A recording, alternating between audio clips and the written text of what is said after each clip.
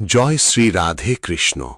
প্রিয় ভক্তবৃন্দ, রাধা কৃষ্ণের অপরিসীম কৃপায় আপনাদের সকলকে জানাই আন্তরিক প্রণাম ও শুভেচ্ছা। আজকের এই পবিত্র সময়ে আমরা এমন কিছু অমূল্য জীবন শিক্ষার কথা জানব, যা শুধু মনকে শান্তই করবে না, বরং জীবনের কঠিন পথেও এগিয়ে চলার সাহস দেবে।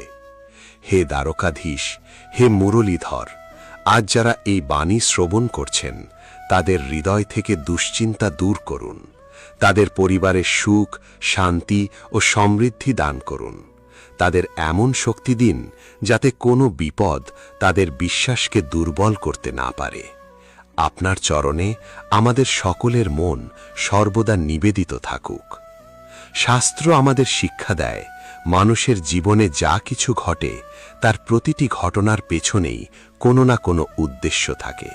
তাই কোনো ঘটনার বিচার শুধুমাত্র বর্তমান দিয়ে করো না। অনেক সময় আজ যে ঘটনাকে তুমি দুর্ভাগ্য মনে করছো, আগামী দিনে সেটাই তোমার জীবনের সবচেয়ে বড় আশীর্বাদ হয়ে দাঁড়াতে পারে। জীবনে সুখী হতে চাইলে অন্যের জীবন নয়, নিজের পথকে অনুসরণ করো। প্রত্যেক মানুষের ভাগ্য, সময় এবং পরীক্ষা আলাদা। তাই কারো সাফল্য দেখে হিংসা করো না এবং কারো সমালোচনা শুনে নিজের আত্মবিশ্বাস নষ্ট করো না। মনে রেখো, অন্যের মতামত তোমার ভাগ্য লিখতে পারে না। তোমার কর্মই তোমার ভবিষ্যৎ নির্ধারণ করে। মানুষের সবচেয়ে বড় শক্তি তার অর্থ বা ক্ষমতা নয়, তার শান্ত মন।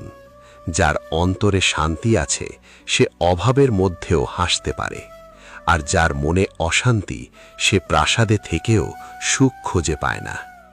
মনে রেখো, যে ব্যক্তি ফলের আশা না করে নিজের কর্তব্য নিষ্ঠার সঙ্গে পালন করে, সেই প্রকৃত যোগী।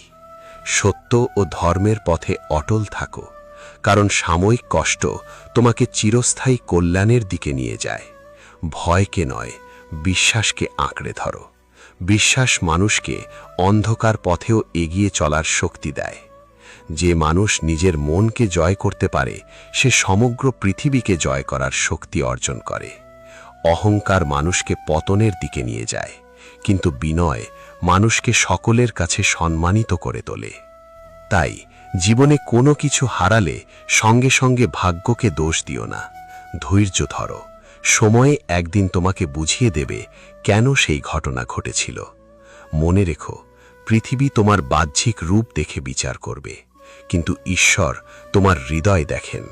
তাই মানুষের মন জয় করার আগে নিজের বিবেককে পরিষ্কার রাখো।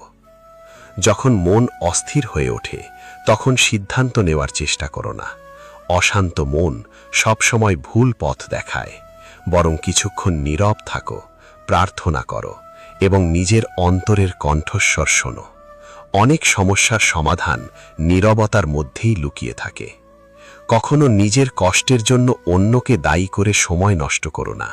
যে মানুষ নিজের ভুল থেকে শিক্ষা নিতে পারে, সেই মানুষই জীবনে সত্যিকারের উন্নতি করে। যদি মনে হয় তোমার প্রার্থনা ঈশ্বর শুনছেন না, তাহলে হতাশ হয়ো না। অনেক সময় উত্তর আসতে দেরি হয়, কারণ ঈশ্বর তোমার জন্য আরও উত্তম কিছু প্রস্তুত রাখেন। অন্যের সুখ দেখে কষ্ট পেও না, বরং আনন্দিত হও, কারণ ঈর্ষা মানুষের সুখ কেড়ে নেয়, আর অন্যের আনন্দে আনন্দিত হতে পারার হৃদয়কে পবিত্র করে।